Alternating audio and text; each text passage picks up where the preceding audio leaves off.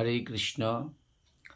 বৈষ্ণব এবং বৈষ্ণবের পরিচয়, তিনি গৃহস্থ হোক আর বিরক্তই হোক, নির্বিশেষে বৈষ্ণব মাত্রই দর্শন করে সম্মান প্রদান করা, দণ্ডবৎ প্রণাম আদি একান্তই করা কর্তব্য।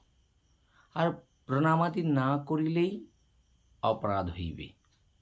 তাই ভগবান দেখেন শুধু আন্তরিক, যার অন্তর সর্বদাই কৃষ্ণ ভাবময় এবং জাগতিক বস্তুতে অনাসক্ত, তিনি প্রকৃত বৈষ্ণব হওয়ার যোগ্য।